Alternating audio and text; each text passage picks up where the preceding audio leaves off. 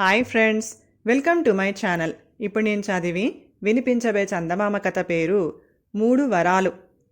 అయినవరం అనే గ్రామంలో వెంకన్న అనే పశువుల కాపరి ఉండేవాడు. వాడి భార్య పేరు పూర్ణమ్మ. వెంకన్న ఏమంత తెలివిగలవాడు కాదు, కానీ పూర్ణమ్మ చాలా తెలివిమంతురాలు. ఆ కారణంగా వెంకన్న ప్రతి చిన్న విషయంలోనూ భార్య సలహా ప్రకారం నడుచుకుంటూ ఉండేవాడు. ఆ దంపతుల ఆస్తి గ్రామంలో ఒక చిన్న ఇల్లు, 2 పాడి ఆవులు మాత్రమే. వెంకన్న రోజు తప్పకుండా ఆవులను అడవికి తోలుకుపోయి మేపుకొని వస్తూ ఉండేవాడు. ఆ అడవిలో కొంతకాలంగా ఒక ముని పర్ణశాల నిర్మించుకొని దాపులనున్న చెట్టు కింద తపస్సు చేసుకుంటూ ఉండేవాడు.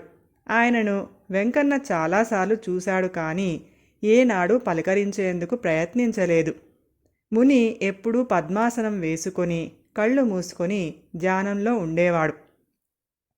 ఒకనాడు వెంకన్న అడవిలో పశువులను మేపుతూ ఉండగా ఉన్నట్టుండి పెద్ద గాలి వాన ప్రారంభమై చెట్ల కొమ్మలు పెళపెళమంటూ విరిగి పడసాగాయి. అక్కడ ఉండడం ఇక క్షేమం కాదని వెంకన్న తన పశువులతో ఇంటి దారి పట్టాడు.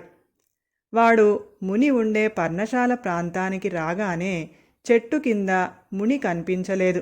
అక్కడ చెట్టు కొమ్మలు విరిగి చిందరవందరగా పడి ఉన్నవి. ముని ఏమైపోయి ఉంటాడా అనుకుంటూ వెంకన్న చెట్టు దగ్గరికి పోయి చూశాడు. ముని కొమ్మల కింద కదలక మెదలక పడి ఉన్నాడు. వెంకన్న గబగబా పోయి మునిని కొమ్మల కింది నుంచి బయటకి లాగి భుజాన వేసుకొని పర్ణశాలలోకి తీసుకొని పోయాడు. అప్పుడు ముని కళ్ళు తెరిచి, "నువ్వెవరు? ఏం జరిగింది?" అని ఆశ్చర్యంగా అడిగాడు.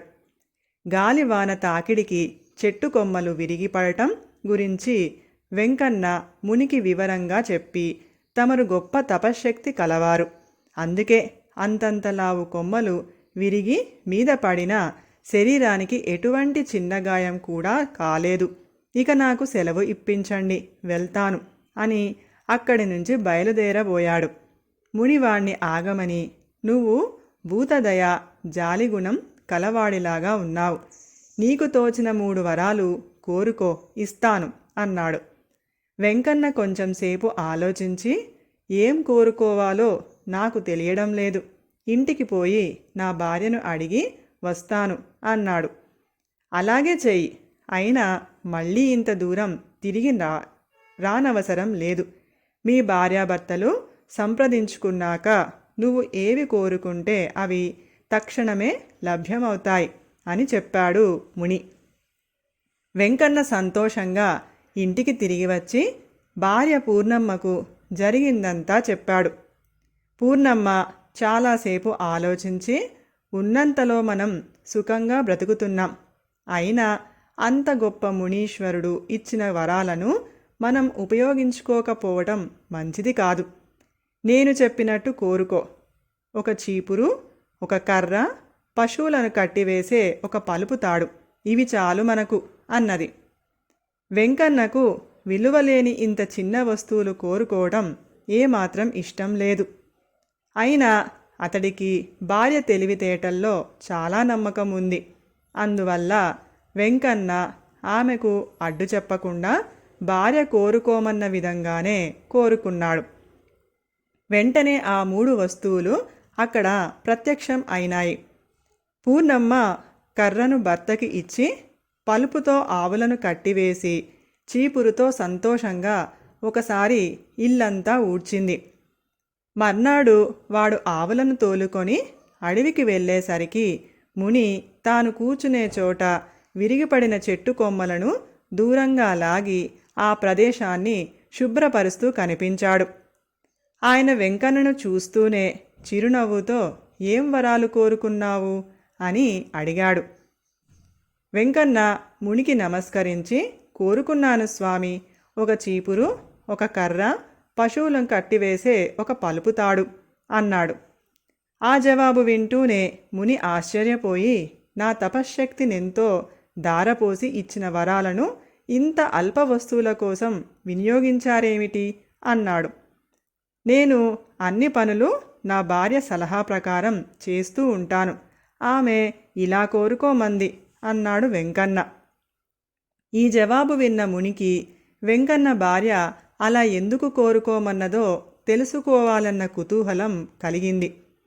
ఆయన వెంకన్నతో పాటు అతడి ఇంటికి వచ్చి పూర్ణమ్మను, అమ్మా, నేను మీకు ఎంతో మేలు కోరి ఇచ్చిన వరాలను ఏమాత్రం ప్రయోజనం లేని వస్తువులు సంపాదించేందుకు ఉపయోగించావు ఎందుకు?